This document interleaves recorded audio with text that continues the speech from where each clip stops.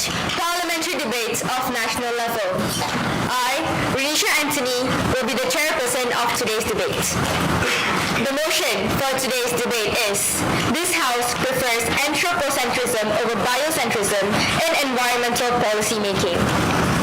Before I proceed, allow me to read the rules and regulations of the debate. The government is Team A, while the opposition is Team B. All members of Team A, please raise your hand. Thank you. The first speaker, second speaker, and third speaker from both teams are given 8 minutes to deliver his or her speech. The timekeeper will ring the bell once after the first minute, and at the end of the 7th minute, to signal the end of time allocated for points of information. At the end of the 8th minute, the bell will be rung twice. The third speaker from both teams shall not introduce any new arguments. Their role is mainly to rebut. After all the debaters have spoken once, the first or second debater for each team gives a reply speech, with the opposition reply being delivered first and the government second. A maximum of 3 minutes will be given to both teams to prepare for the reply speech. During the reply speech, the timekeeper will ring the bell once at the 3rd minute to signal that the debater has 1 minute left. At the end of the 4th minute, the bell will be rung twice to signal the end of the debate. Now, allow me to introduce the timekeeper for today's debate, Sue Cairo. Next, it gives me great honor to introduce the adjudicators for today's debate. The chief adjudicator is Mr. Irfan. Next is Mr. Radi. Next is Ms. Stacey David. Then we have Mr. Chandra. Next we have Mr. Shogi Vasudevan. Next is Mr. Nazrin. And lastly, we have Ms. Ain Tawisi. Now, allow me to introduce the debaters. The affirmative of government is Team A. It is led by the Prime Minister, Shantosh Analaki Padmanabhan. The second minister is Alpan Rai Shah bin Azhar Adli Shah. The third minister is Zara Amanda binti Muhammad Razvi. The legislative opposition is Team B. It is led by the opposition leader Arisa Faizua binti Azhar. The second opposition member is Naomi Mary Thomas. The third opposition member is Zachary Chin. Members of the House, allow me to repeat the motion for today's debate. This House prefers anthropocentrism over biocentrism in environmental policy making. Without further ado, I would like to invite the Honorable Prime Minister to deliver his speech.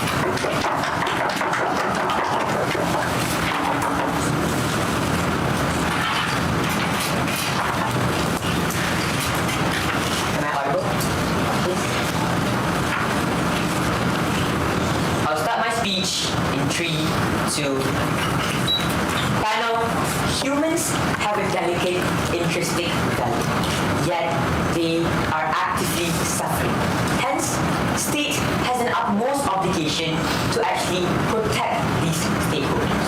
But before that, a splendid day, I will the honorable panel of adjudicators, respect the speaker of the House, accurate timekeeper, worthy advisors on the side of opposition, teammates of the government side, members of the floor.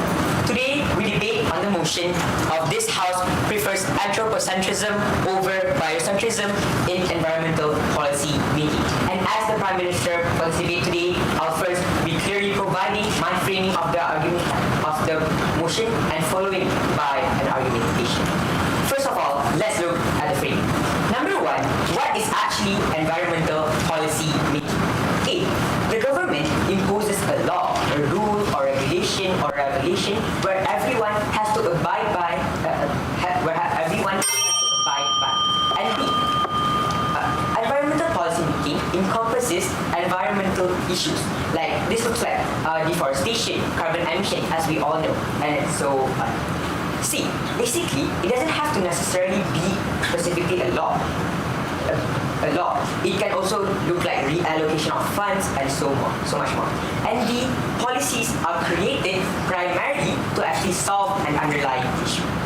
Number two, second piece of the framing panel. What is actually anthropocentrism? Policies would actually be curated focusing primarily on human well-being and issues. This means like policymakers see those issues that happens to the humans, that impact the humans, and focus on that first. As an example, it looks like investing in green technology for the humans. Third, what is actually biocentrism? Policies which are focused on issues regarding besides humans. This looks like preservation, conservation, national parks, which focus on flora and fauna itself. Panel, this debate is not about if anthropocentrism is better than biocentrism or biocentrism is better than anthropocentrism. It is merely about which issue is actually much more critical and which actually requires urgent operation of these particular policies. Before moving on, a preemptive response towards the opposition side, and I want to actually preempt their case beforehand. Number one, they might actually claim us that you guys are going to be destroying the environment or killing innocent animals. But it's actually fair to assume that on both sides of the house, environmental legislations and corporate social responsibility exist, panel. And NGOs already actually cater to the environment outside of policy making. This looks like initiatives like conservation efforts by the Malaysian government or the Paris Agreement, where no country was actually legally obligated to actually care for the environment, and they do it on their own free will. So we actually still protect the environment on our side of the house without actually coercing people. And number two, they might say, from the opposition, we get more inclusive policy making. But panel, note that the resources are finite. Distributing resources for every single one, everybody, will just result in no issue actually being resolved. Do we actually want that? Moving on to my argumentation. Policies actually cater into more proximate issues, 4 layers of analysis. Number one, how do these proximate issues actually look like on our side of the house? Do you think actually the bottom line is actually very simple? We think the affected people are the minorities. As an example, people living in semi-rural areas who are affected by issues like carbon emissions, less priority for waste management, and overall quality and their overall quality of life and living condition isn't actually entirely clean and healthy. And rural people. Oftentimes they aren't. There are industries which are like throwing plastics and so much more, where actually the the areas rural people live in are like not clean and dirty, and therefore they might actually have to like breathe into dirty air. And see, plastic management. Plastic is very, very condensed in big cities and in what is coming from factories like lots. Yes. Right. Don't you think these rural areas are dirty in the first place because of humans' actions? Thank you. Yes, because of humans' actions, we need to prioritize humans themselves. Why are we going to further extent? Yes, we have to cater for the environment, but when actually it comes to humans issues, we actually have to solve for the humans first, which actually then only resolving the environmental issues. And number two of my piece of argumentation: why is there an urgency on human issues? Well, number one, the state obligation principle, panel. The state has a duty to actually protect the people from any harm or any kind of harm that they have. The state has a duty or priority. They have the prioritization towards those kind of minorities. And number two, how suffocating people actually go through are of high magnitude. So that is why we want to actually uplift the lives of vulnerable and people who are actually facing these issues in the first place. And 3, why is it actually important in this debate for us to actually solve those issues before actually catering just for the environment? Number 1 is for opportunity cost. Cost of allocating these resources is more proportional to the positive impact. As in, like these costs which are already put in an environment are giving actual results rather than just doing for the environment. And number 2, humans actually have a unique value to be more likely to make these positive changes. Panel, anthropocentric policies can actually trickle down to positive biocentric impacts in the future later on. Because humans are the catalyst, but biocentric measures it's not actually as necessary transfer to actually uplift these vulnerable people's lives.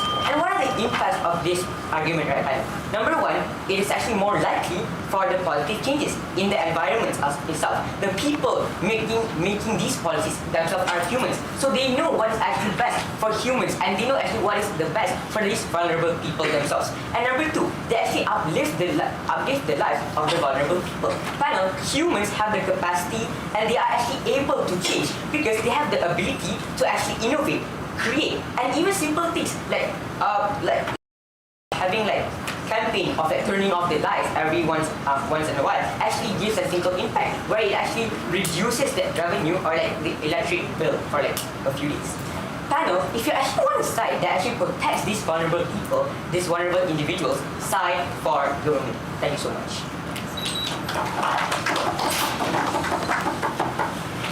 The speaker spoke for 7 minutes and 53 seconds.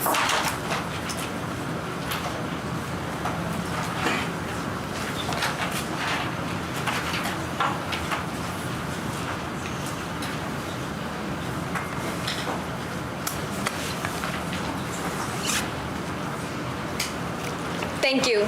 Now, I would like to invite the opposition leader to deliver her speech.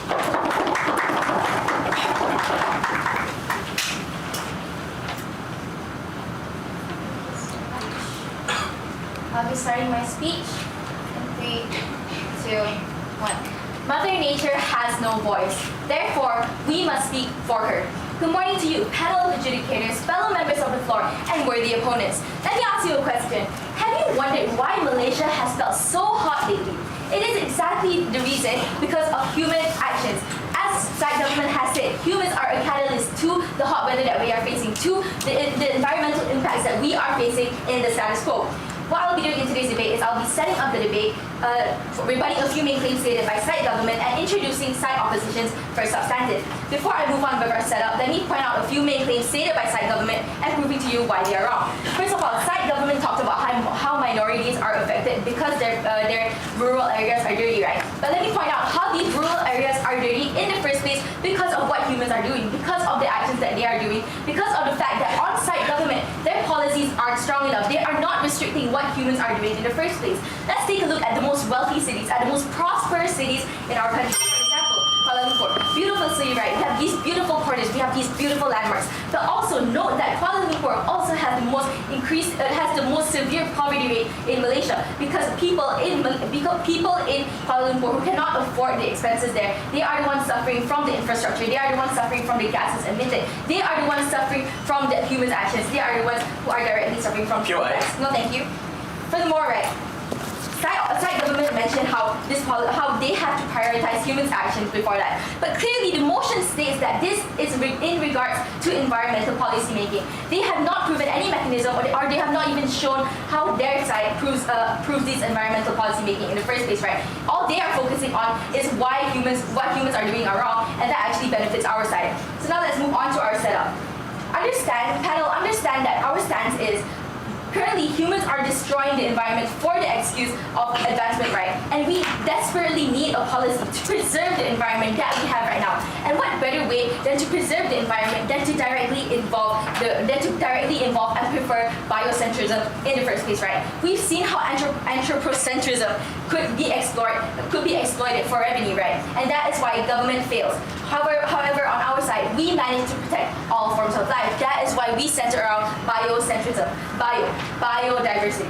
Now let's get a few definitions clear. Number one, anthropocentrism. That means to put humans' needs first and to put their well-being first in terms of environmental decisions. Number two, biocentrism is on the flip side. However, we cover this more on a macroscopic scale. We cover this on how all living things have value. No, thank you. We cover on how all environmental decisions should protect all life, not only humans, such as wildlife, the habitats, sea life, etc. Number three, environmental policymaking is the plan or action that is adopted and pursued by an individual, by a government, by a business, etc.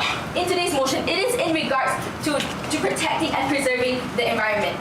The stakeholders in today's debates are number one, wildlife and the environment in general. Number two, citizens in today's debate. The boundary that we will set is we are talking about environmental policy making. We are not talking about financial, we are not talking about individual actions. We are looking at how is the best way to preserve the depletion of environment in the first place. This means that both houses have to recognize the importance of the environment in the first place. And our side shows you the best way to preserve it, not to make the most use of it for human advancement. That is what side government is trying to push. The counterfactual is, on government side of the world, right, anthropocentrism will be centralized. Because of that, humans will use the environment as a resource, and because of that, these things will be easily exploited without regulations. Hence, anthropocentrism is already implemented well enough in the status quo, and this shows how ineffective it is, because when we are selfishly prioritizing this, humanity alone, the environment falls. Our mechanism on the opposition side of the house is the government will prioritize data and scientific resources such as NGOs, zoologists, biologists, and environmental advocates in our policy making, not just human advancement. Before I move on, yes, what is your POI? Even if you cater to all of this wildlife, how exactly do you uplift these minorities that are living through horrible living conditions on your side of the house? Right, the fact of the matter is, this is in regards to environmental policy making. So when we instill these laws, these directly affect those minorities that you mentioned too. Because of what we are doing, we are implementing these laws, such as side government said, for these citizens to abide by. When we implement these laws, do not litter, do not destroy the environment. Your side, our side, everyone, each of our citizens has to listen to what policies we are implementing. That is why we choose to side with biocentrism. Now moving on to the main clash in today's debate, right? Preservation over advancement. On our side of the house, all life is protected. We are not being selfish. We are not cherry picking which life to protect. All life is of equal value on our side of the house. And on their side of the house, however, they choose advancement via anthropocentrism, and only human needs are put first. The problem is that they are easily neglecting the environment, and that leads to pollution to the environment, and the environment will continue to fall all throughout. The burden that side opposition has to prove in today's debate is that biocentrism protects the environment, and the end goal of today's debate is which side better implements the environmental policy making in today's debate. Now let's move on to our first substantive regarding side oppositions regarding how principle of reciprocity. Now panel, what does this even mean, right? Why are we even discussing this debate in the first place? It is simply because humans' actions are the reason why the environment is falling in the first place. That is what side government is saying. That is what we agree on. But because of that, because the environment is so exploited by humans, right? For example, for their finance, for their infrastructure, right? That is the reason why humans have to step up in the first place. That is the reason why humans have to give back to nature. That's why we have to give back to Mother Nature. But with this trade-off, what that has led to, what side opposition is trying to push, is the permafrost melting, is the greenhouse effect increasing in our world, right? Is the water level increasing in Antarctica, islands disappearing, animals losing their habitat. That is what side opposition is trying to push. That is what we are trying to prevent. Now, why are humans even obligated in the first place? Why do humans have an obligation to give back to the environment? Because we are the ones destroying their habitats. We are the one destroying the environment. We are the one polluting them. We are the one destroying Mother Nature day by day, action by action. We give back to this because we are the ones causing harm, and we can do this by implementing the policies that we are trying to push, by implementing rules and policies centered around biocentrism and the environment.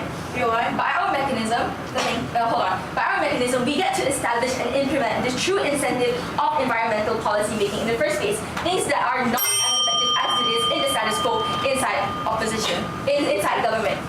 The impact of this is on side opposition, right? Animal living conditions will increase, and because of that, we will get to improve the state of the environment as a whole. Animals can then return to their own habitats rather than being affected and damaged by what we have said in today's debate, in the status quo. Furthermore, there will no longer be the unnecessary suffering of Mother Nature, of animals, of even humans, even the stakeholders in today's debate. And even then, the rate of pollution will decrease on our side of the world. To compare the nuance between side government and side opposition in today's debate, on side government's best case scenario, right, human lifestyle may be fruitful on their side. However, even if that was the case, their policy is centered around humanity. Environment is the foundation to human development, and therefore that is why side opposition chooses to center biocentrism around environmental policy making. For all these reasons, panel, if you want a world where 34 degrees Celsius doesn't feel like 43 degrees Celsius, vote for side opposition. Never be proud to oppose. Thank you. The speaker spoke for 8 minutes and 8 seconds.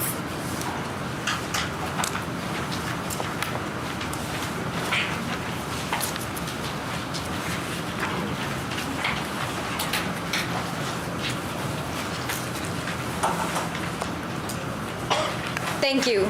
Now, I call upon the second minister from the government to deliver his arguments.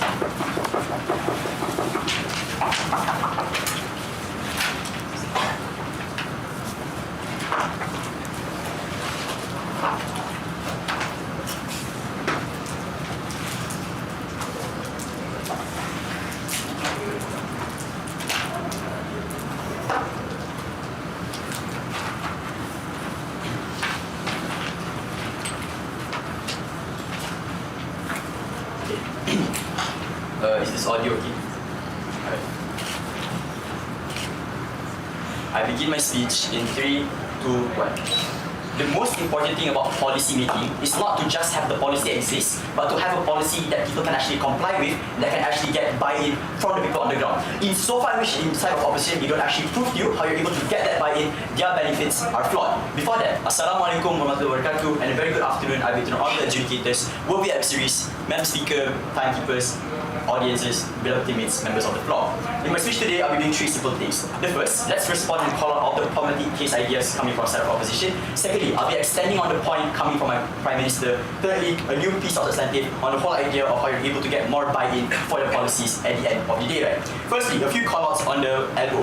The first thing she tells you is that, hey, a lot of these things happen because of humans. I feel like the fact that you yourself concede that a lot of these problems exist because of humans, there's a natural incentive for you then to actually have policies that actually swing towards them, only that you're able to actually build the incentive for them to cater towards the environment in the first place. But I'll get more into that into my argument later, right? But secondly then, she also gives you a really weird analysis. People in KL are so poor and there are so much trash, so much and so forth. She doesn't give me the logical link as to why just because you pursue biocentrism, you're actually able to alleviate all of these people in KL from being uplifted at the end of the day. You don't actually answer that.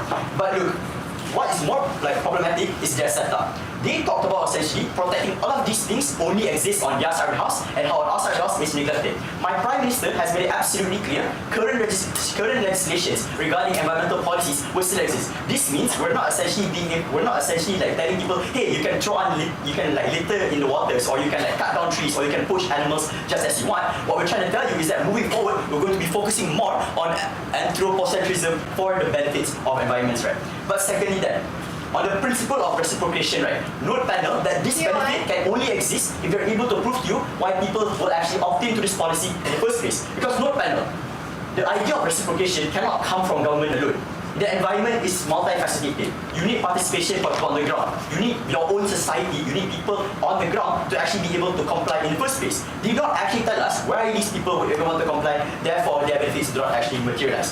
Now, on a few extensions towards my first speaker, right? My first speaker has already made it very clear.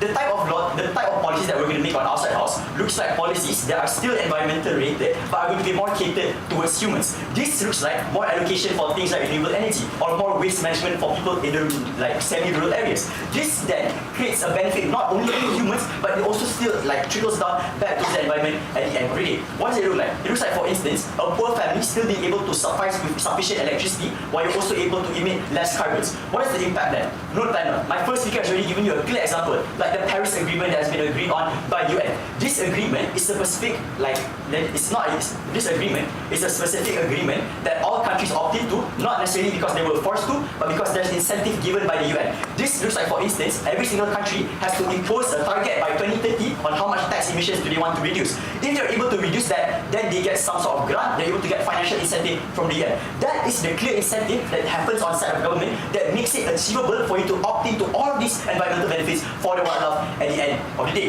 Now, let's get into my principal argument of how essentially you're able to get more buy-in at the end of the day. Note panel that for a policy to be fruitful in the first place, you need actual compliance, you need actual participation from the people on the ground. Before I continue, yeah, sure. If you talk about how current legislations work, let me just ask you then, why is environmental pollution still happening in the first place? Thank you. Come on, this is not that hard, okay?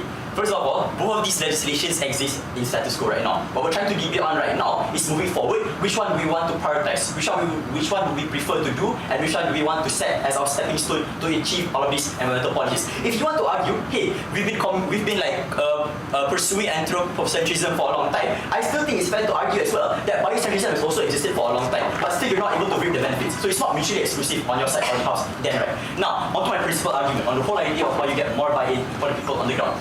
That the pursuit into achieving a better environment does not just come from the government telling you, hey, do not throw away trash. It also comes from the people on the ground feeling happy or feeling satisfied that their rights are actually fulfilled. Only then are you actually able to get these benefits to happen in the first place. Because note panel, my first speaker has already given you clear arguments how essentially there's things like NGOs or social narratives that constantly tell you, hey, environment is important. These are things that are going to be impacting your life, like your food supply, your water supply, your food chain, for instance, right? These are things that still exist on our side of the house that gives an incentive for people to care in the first place. What is the comparative then? On their side of the house, you don't actually cater towards these vulnerable individuals. They don't actually tell us how these poor people are actually able to get sufficient electricity. They don't actually tell us how these people in semi-rural areas or in your average village are able to actually have better waste management that doesn't make your place smell terrible, right? They don't actually contend on that. They don't engage. What is the comparative then? On our side of the house, you're able to get those benefits, but not only that, you're able to actually garner the awareness because you took one of the states, you took one of the people's needings and you actually fulfilled it. When you actually give them that fulfillment, only then are you actually able to trickle down those benefits into things that are more complex. Things like being able to tackle poaching or like being able to tackle things like logging, for instance. Only then does it exist on our side of the house. Now, let's compare the clashes, right? They give you one clash on the whole idea of how you get like better principle of reciprocation. I feel like reciprocation is quite symmetrical on both sides of the house. I don't think it's one side that wants to like protect the environment and one side wants the environment to die. I feel like it's something quite mutually exclusive on both sides, right? But why do we achieve it better on our side of the house? It's very simple. Number one, the fact that on our side of the house, you still have things like social media or social narratives, or the fact that you have NGOs that are receiving incentive from governments to actually pursue these things in the first place, I feel like only then are you actually able to reap the benefits of having a good environment, right, panel? Why is the comparative then? On their side of the house, they assert to you a lot of benefits. They tell you you're able to get the impairment of your wildlife. You're able to have much more healthier like waters, for instance, right? But in so far which they don't give us the logical link, as to why the people on the ground itself would actually cooperate and actually comply. Given the fact that there's so many other things that they're not being necessitated, I don't see the logical link as to why they would actually want to contribute in the first place, right? Because come on, you need to understand, having a policy itself does not make it meaningful. You need to be able to ensure that that policy can be actually initiated, the fact that people actually comply with it, the fact that your average individual actually sees some form of meaningfulness of that policy, right? Okay. What is the weighing that? In terms of scale, right? In terms of scale, you're actually able to benefit more people on our side of the house. Why? Not only do you actually target these rich people who are already rich, but also these poor people who are like minorities, right? This looks like government allocating more financial incentives to you building things like environmental friendly houses. It looks like you putting solar panels on your houses for the sake of reducing things like electrical costs, right? But besides that, it also looks like you being able to manage your waste better. Because especially in Malaysia, things like managing your waste or like being able to have a stable pipe system or something, right? Those are things that are also sufficient towards the human, but when you do pursue biocentrism, you completely mitigate that and you completely do not get any of those benefits. I don't understand why it's so important for you to like prioritize all of these things, given the fact that there are so many much more proximate things that happen to us as a human that should be tackled right now. Because panel, we need to recognize humans are also part of this environmental, like this environment, this ecosystem of wildlife. In so far in which these people, who are obviously the people that can give the most legitimate change, are not actually like fulfilled and are not actually put in justice, how exactly do you expect these people at the end of the day to help this environment, to help these trees actually grow, to help these animals actually run? You don't actually get that on their side of the house. Panel, their case is full of assertions. They don't actually give you pure logical links. The only assertion that they tell you is, hey, because we care about trees, the trees are then good. No logical link whatsoever. For those reasons,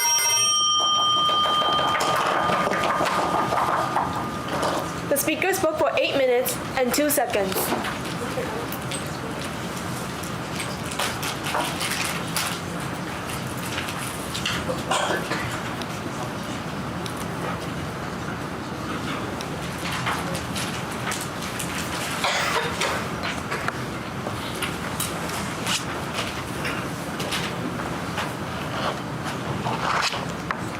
Thank you.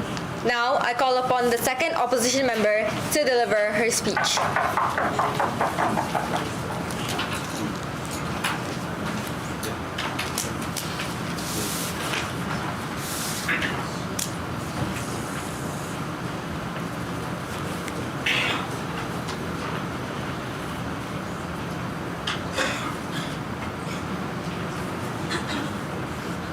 I'll start my speech in 3, 2, 1. Panel, Mother Nature has no voice. That is why it's imperative for us to speak for her. On today's debate, I'm going to be doing 3 main things. Firstly, being rebuttals towards side government's claims, and secondly and thirdly, being substantives which our side is going to push for. On to my first thing for today's speech today, about the rebuttals towards side government side. The first speaker mentions how we should actually prioritize human issues as a whole. Panel, this motion is talking about environmental policies. Right now, the issues that they have pushed for is that minorities don't have clean water, minorities don't have enough, sufficient, and they've talked about how people are actually very poor on their side. But here, the thing here today, panel, is that we're fighting for the environment, not as much for the minorities. Yes, we know that is important, but it is not relevant in today's debate today. And they talk about how the first speaker mentions how when you have anthropocentrism, that will lead to biocentrism today. Later.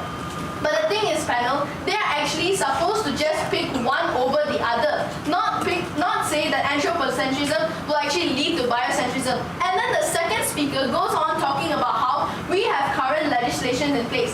Panel, note that that is their only mechanism. In the status quo, my first speaker has already mentioned, current legislations don't work. That is the entire reason why the government actually has the moral obligation to ensure that we put up biocentrism. And the second speaker goes on and says that biocentrism is still implemented now. But here's the thing, panel, if anthropocentrism occurs right now in the status quo, they cannot say that biocentrism also occurs at the same time, because it doesn't. You have to pick one over the other, and we are saying that in status quo, there is anthropocentrism, but there is no biocentrism, and that is what we are pushing for more biocentrism as a whole.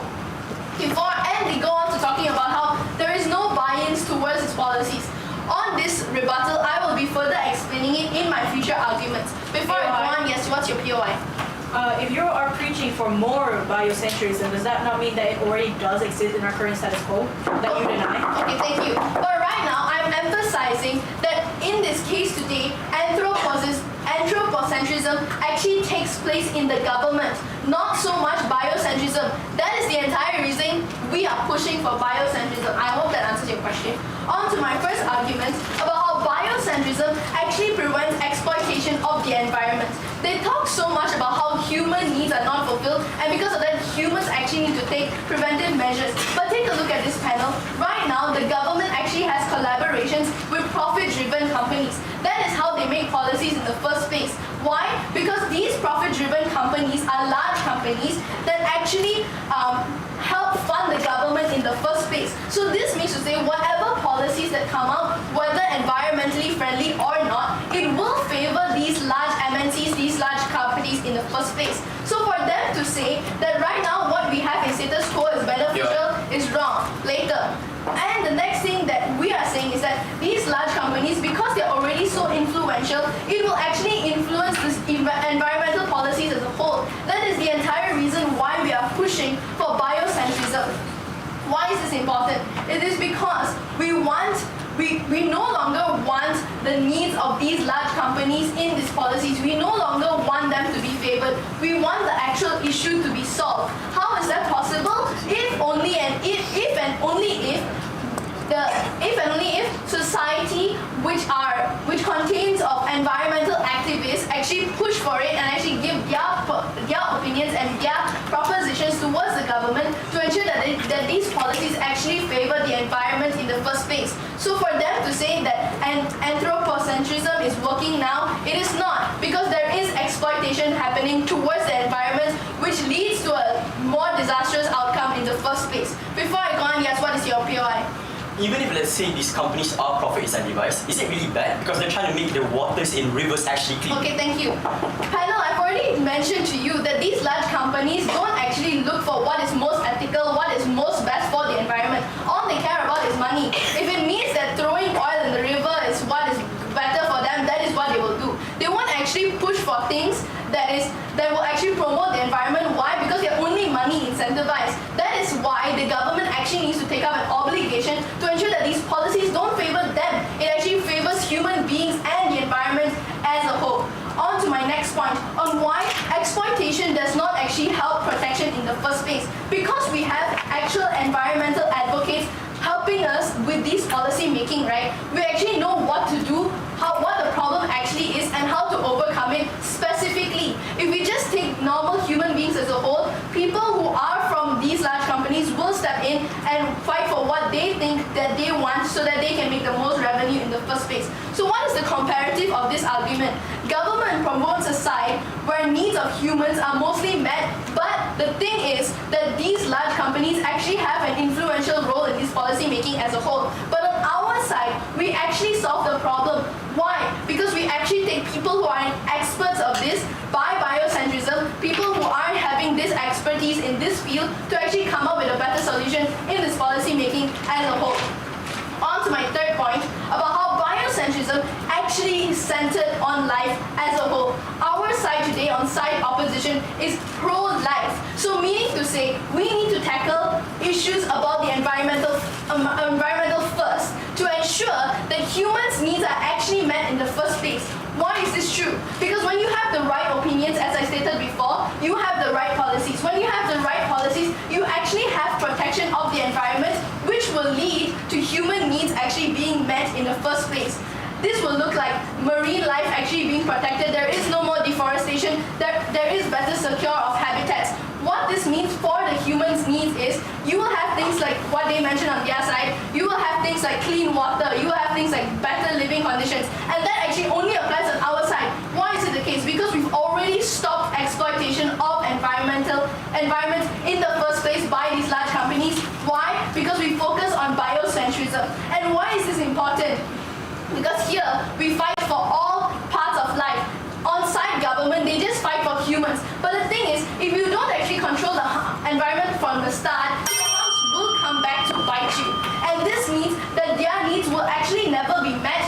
Why? Because you've never actually tackled the root cause from the start. And why is our case more sustainable? Because when our policies are more effective, as stated in the motion, this will actually mean humans will progress. On their side, humans will forever be stagnant because you're not actually tackling the root problem in this debate today.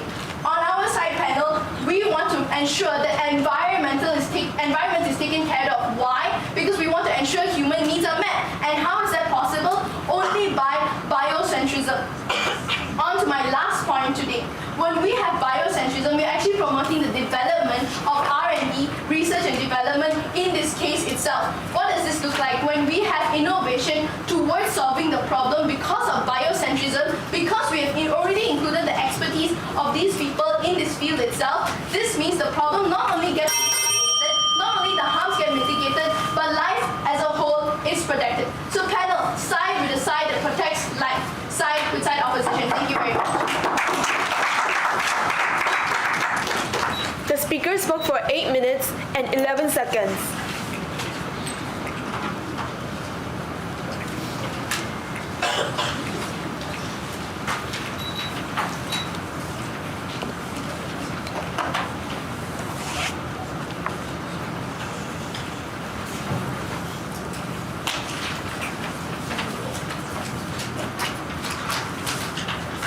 Thank you. Now, I call upon the third minister from the government to deliver her speech.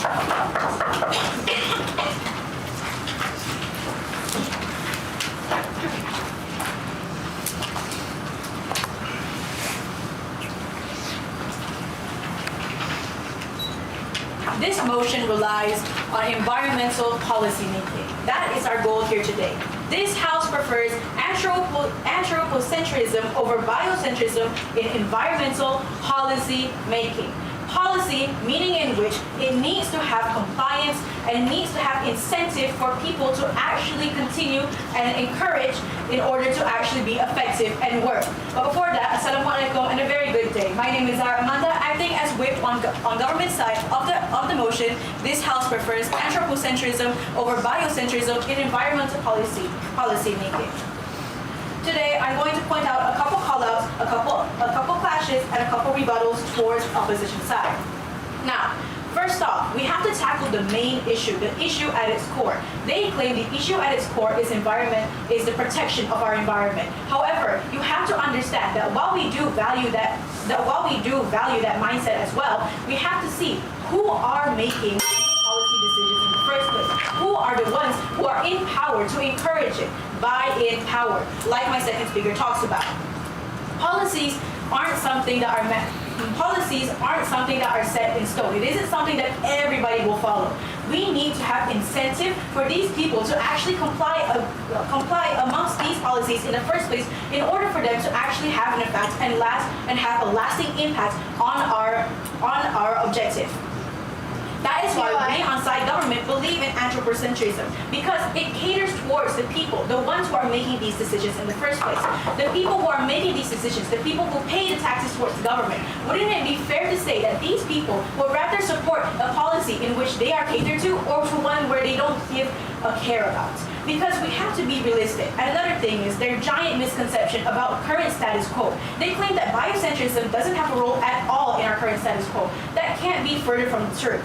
Anthropocentrism and biocentrism exist hand in hand currently even in our status quo. That is how we are able to debate this motion in the first place. To say that biocentrism doesn't exist at all in current status quo would mean a whole other debate. These two policies exist. What we are currently debating is which one is more effective in protecting our environment through environmental policy making. Anthropocentrism caters towards the people, towards the taxpayers. That is what gives them actual incentive in order to encourage, in order to have these policies be set in stone in the first place. Yes? If we talk about compliance and buy-ins, how will people actually comply if these policies are actually exploited in the first place? Thank you. The way they are exploited is by giving profit. Exploitation means that somebody gains something when something else is sold. That is how we will actually gain the encouragement of the public in order to put our policy into place. They talk about exploiting, they talk about profits, and they talk about it like it's the worst thing in the world. But is it so bad when these profits and exploitation actually allow for the protection of our environment?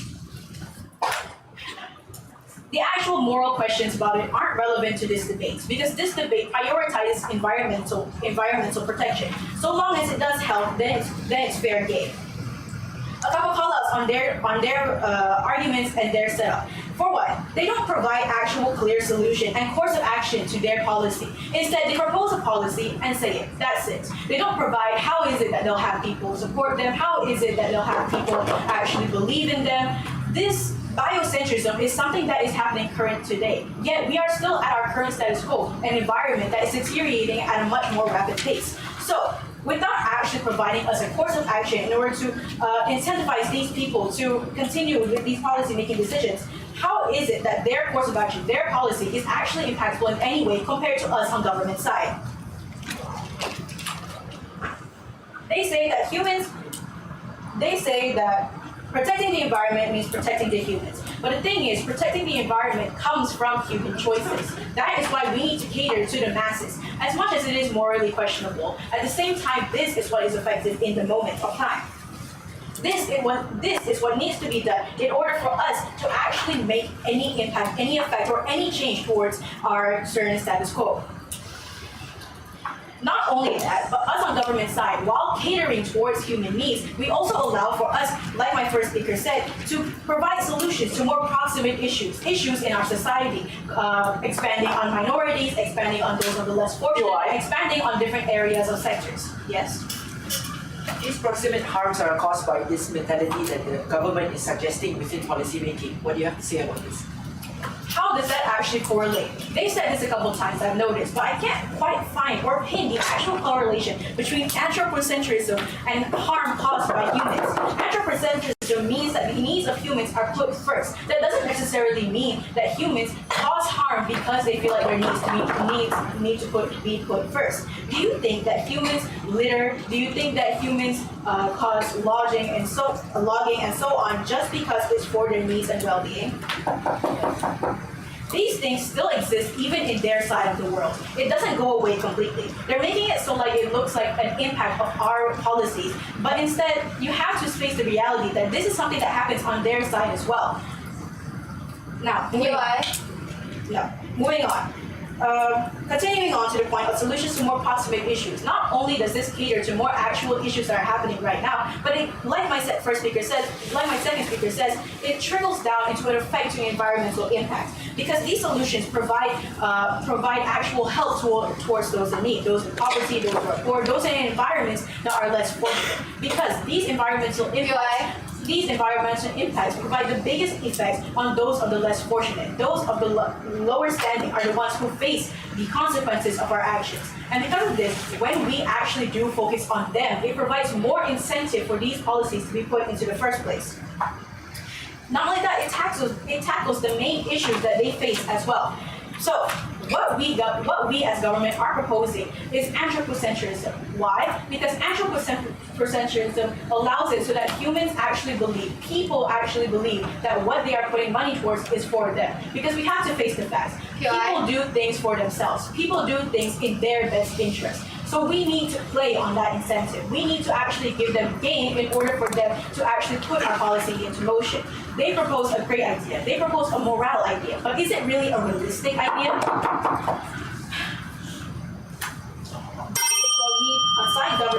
That is what we on side government believe.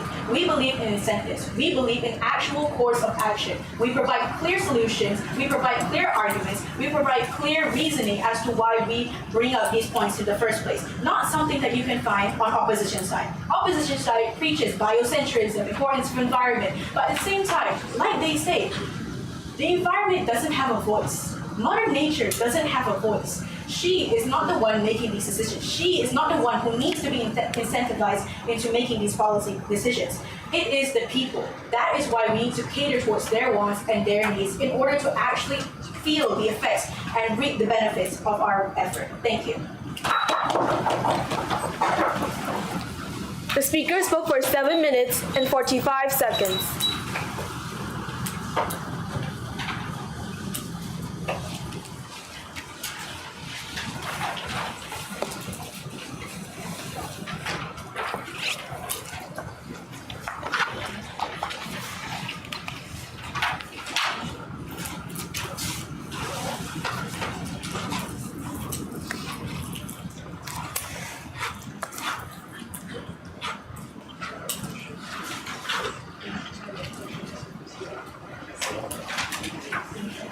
Thank you. Now I call upon the third opposition member to deliver his arguments. Good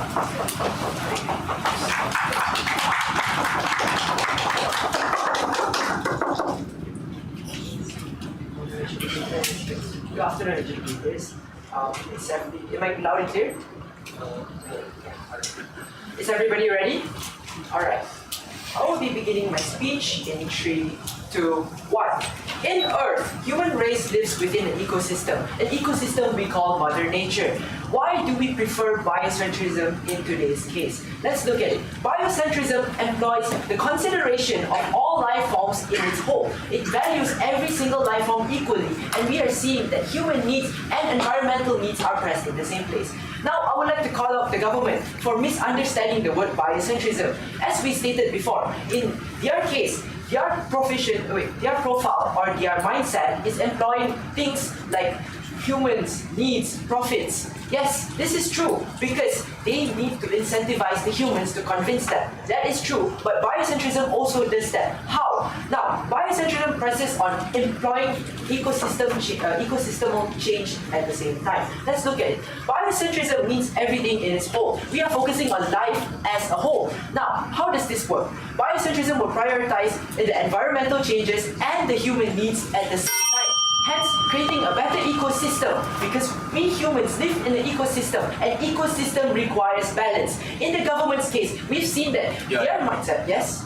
The thing about doing both of these things at the same time is that resources are finite. You're not actually able to cater to the needs of humans when you're also trying to cater towards other things like wildlife and habitats.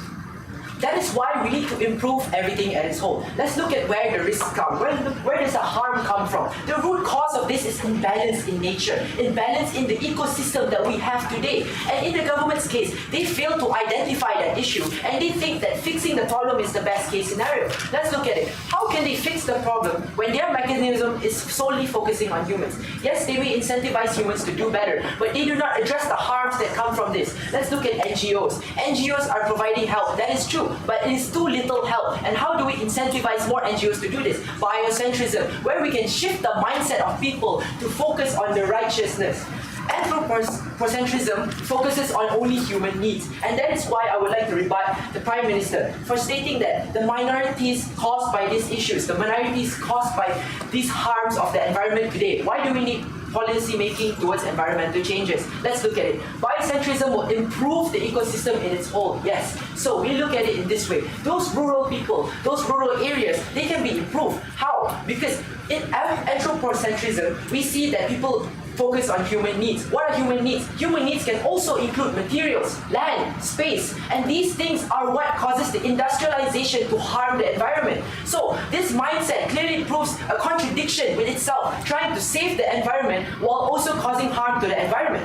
Their case brings too many harms along their benefits, and this is where they lose out. Moving on, they also say that humans will prioritize themselves, which is exactly our rebuttal, because then when humans prioritize their own needs, they will realize that the decision making, the changes that we implement are more towards the humans themselves. We look at people going towards a future where industrialization is maximized. Yes? If you concede that humans prioritize themselves, how actually do they opt in towards your policies? In our policy, once again, biocentrism would show that humans are prioritized alongside nature. We look at people considering that this environment is themselves in its whole. We see humans enforcing their rules in ecosystems through anthropocentrism, and it shows that when they need more logs, they go for deforestation. When they need more rock, they go for quarry mining. And we see that these materials are scarce and they need to harvest it from the nature, but they fail in the reciprocation of this fact. That is why it strengthens our first argument about that. The principle is cancelled. The principle is not existent in their case. They press on the Paris argument. They press on the Paris Agreement. They say that governments are not legally obligated, and that is the issue today, because anthropocentric mindsets will implement people to not consider, will disregard the environment in its whole. Why are they not legally obligated? Because they focus on improving human life while we disregard the issues in the environment. If the government is so sure about their systems of legalization, of policies working today, then why do we see Malaysia going into a deeper hole in terms of the environmental harm? Let's look at why biocentrism, no thank you, biocentrism looks better in this case. The second speaker said that policies to prevent humans from causing harm. Now, these are not environmental policies. These are simply policies that we are enforcing on the humans themselves. We need to look at it in its whole. If we focus on human needs, humans would focus on what they truly need. Let's say, when the population increases, we look at housing, we look at scarcer housing, loss of land, and they need to deforestation. They need more scarce actions to gain this land. Where does this fall? Because this falls under the anthropocentric mindset. This falls on the mindset that prioritizes human needs. How do we incorporate this? We incorporate better ecosystems. We incorporate better environmental changes that will enforce humans to join nature in its whole as we used to be. We enforce these rules because biocentrism will improve and elevate ecosystems in its whole rather than just focusing on the humans themselves. The issue of the government's case is that they fail to recognize the harms caused by anthropocentric mindsets. They fail to recognize that these issues are relevant today because of that mindset. And the status quo does not just promote this concept, but because it promotes this concept, it cannot exist alongside biocentrism, which is exactly why it is disregarded in today's case. Moving on, biocentrism does exist. Now, no thank you. The whip stated something about the correlation. They questioned how does our statements correlate with the issues today. Let me explain. Biocentrism of the needs of humans still exists. They state that biocentrism can be still irrelevant in their case because they will improve the human needs, but improve the human needs will lead to better actions from the humans. Let's look at it in this way. When have we seen humans humble themselves? We don't see this every day. And these big companies, these industries that focus on all of these bigger chances to exploit the systems, they fail to recognize the harms. Once again, there is no engagement from the government's case on the harms pressed today. They are ignoring the harms, which is exactly the anthropocentric mindset that is poisoning the human eye. Yes? Yes, you can improve the human life in who are living in carbon emission and so on. But how do you actually solve the problem that the environment that they live in? The environment that they live in is the ecosystem. Rural areas, kampong areas, we look at villages in the environment itself. This is affected by large industrialization. What forced the industrialization to be exploited in the first place? Anthropocentric mindsets. Because they wanted to prefer on the human needs. They wanted to solve the human needs problems, and then they lacked the emphasis on biocentric mindsets. They lacked the emphasis on the environment in its whole, which is why the solution is actually not given on the government side too. So if they like to argue on that, what is their solution? When the status quo is not improving today, but they're focusing on the status quo. The status quo shows that it's a lack of biocentrism, and that is why we are pressing on the government to prefer biocentrism today in policy making. Moving on, there is one clear clash here that is the biggest issue with the government's case. They say that Mother Nature should not be incentivized because humans won't follow that case. Now let's look at it. If humans live in Mother Nature in its whole, how can Mother Nature not be incentivized? They press on how rural areas would have better solutions if we have technology. But can we see them affording this technology? Can we see them affording all of these things? And what presses the government to put more funds into this? Biocentralism in its whole. So the government is inadvertently agreeing to biocentrism being prioritized by employing the human needs within this issue. If we are prioritizing the environment, the nature, the wildlife, and the humans at its whole, then we are prioritizing better choices in the future, rather than just focusing on the human needs, which clearly shows multiple harms that the government fails to acknowledge. For those reasons, I beg to oppose. The speaker spoke for 8 minutes and 4 seconds. Thank you. Now, both teams are given 3 minutes to prepare the reply speech. The 3 minutes starts now.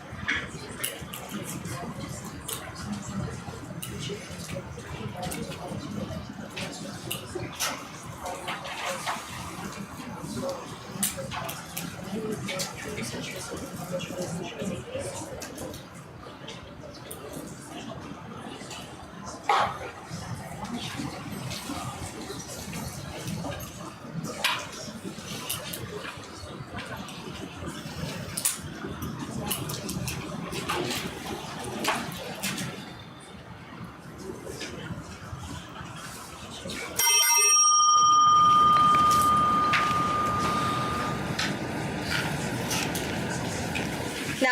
I call upon the second member of the opposition to deliver her reply speech.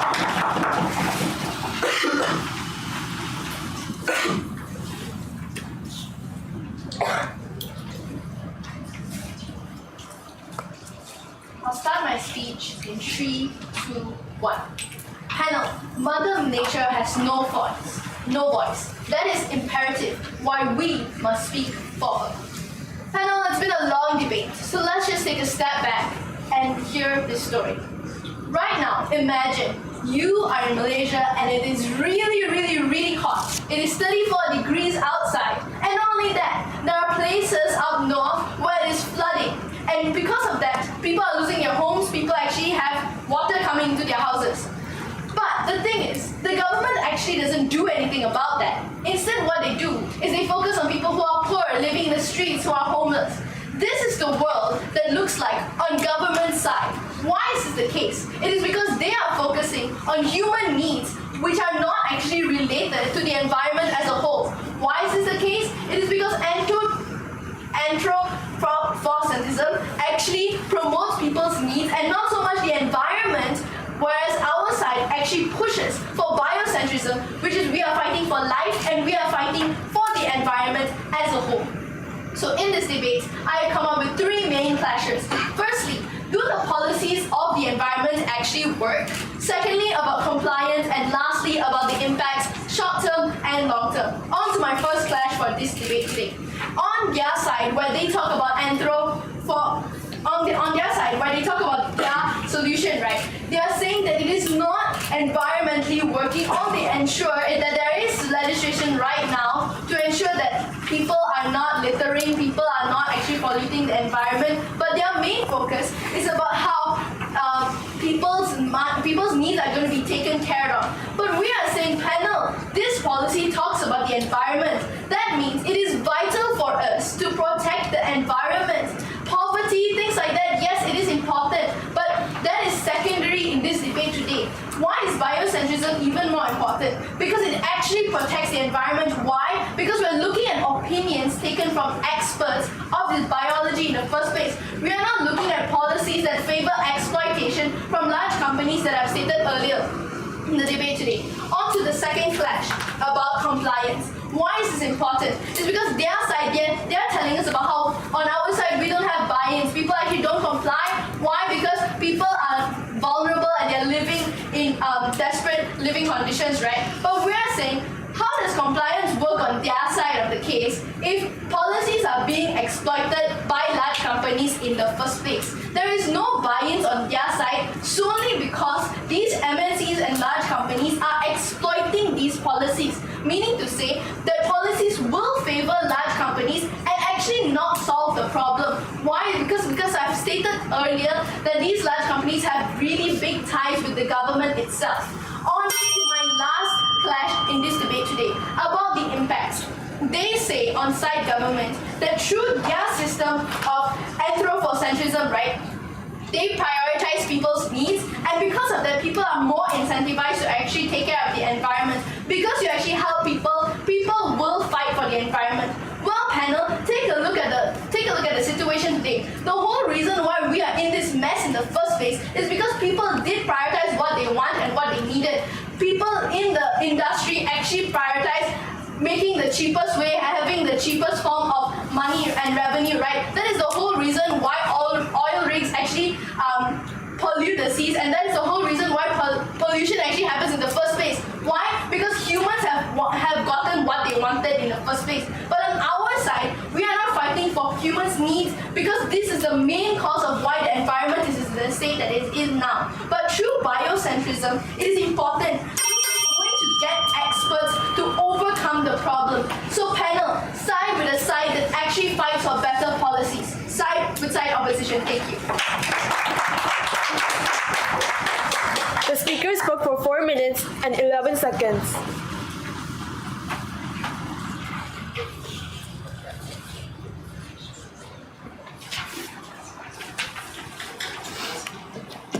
Thank you. Now I call upon the second minister from the government to deliver his reply speech.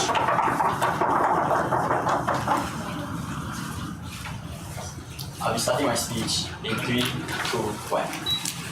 Panel, a ballot to opposition is a ballot to destruction of the environment. Reply speaker here, 2 simple things. The first, let's call out all the problems that they bring up on their side of the house. But secondly, let's bring 3 clashes into this debate, proving to you why each clash goes to the side of government, right? The first is on the clash of how they don't actually understand what status quo is actually about. Note panel, that status quo right now is more centric on biocentrism. This means governments are trying to curate every single aspect of an environment and are trying to allocate funds towards every single aspect. Why is this then ineffective?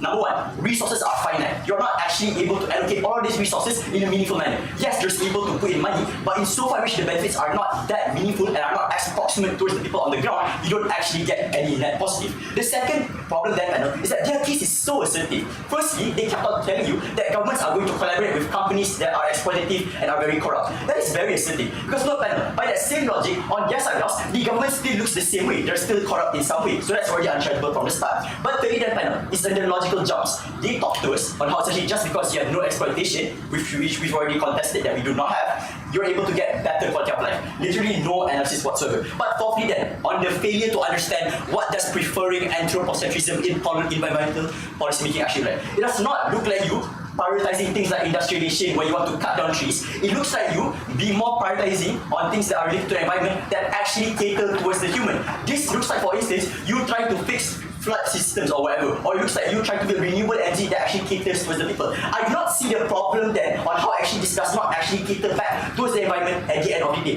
Their claim then is that we are only focusing on profit, we are only focusing on industrialization. That is very assertive at the end of the day. 3 clashes then. The first, on buy-in. Note panel, they did not engage at all at this point, they only talked about it in reply, but even then it was not sufficient. The problem of buy-in here is very simple. On your side of the house, you concede that people do not care about the environment. You concede that people are ignorant and they do not humble themselves. What is the natural incentive then for these people to actually opt into your policy in the first place? Zero analysis whatsoever. On outside the house, where number one, you still have things like NGOs that actively push these things to happen in the first place, but you also have these people's rights actually being catered to, like having much more sufficient electric or having sufficient actual environmental policies that cater towards them. That is the incentive for them to even comply in the first place. What is the trickle-down effect then? Very simple. They don't understand how companies are actually incentivized to help Malaysia in the first place. This looks like Malaysia. It's not Malaysia that gets money from companies, right? Let's get that clear. It's Malaysia giving the incentive to the companies to even do these things in the first place. So this then looks like companies then being able to have more incentive to actually have this awareness for the people on the ground. Therefore, you're able to mitigate any point of,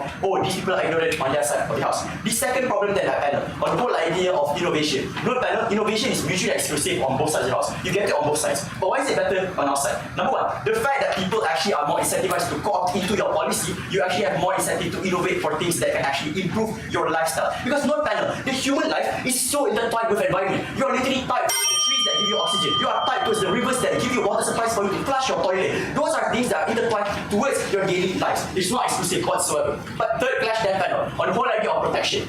Note panel, this protection is vitally important because the people that are paying for your taxes at the end of the day is your society. In so far as you're not able to trickle down back these environmental benefits to the people on the ground, you do not get any complaints. But note then panel, you as state, you have an obligation to fulfill the requirements and fulfill the needs of the people on the ground. The only logical analysis that we got from their side of the house is, hey, you're prioritizing both. Come on, just because you prioritize both, it does not necessarily mean you're able to get all of the benefits. This looks like, for instance, you're putting 10% to every single aspect, but you're not. Then the impact you get is also 10%. If you're able to put that on outside house, you're able to get like 95% of impacts towards the humans. Then there's 95% more incentive on outside house for these people to even co-opt into these policies in the first place. I do not understand why they're being so assertive because all of their logical leads literally jump from A to Z without actually filling in the gaps on how they're able to get. For all those reasons, ballot to go.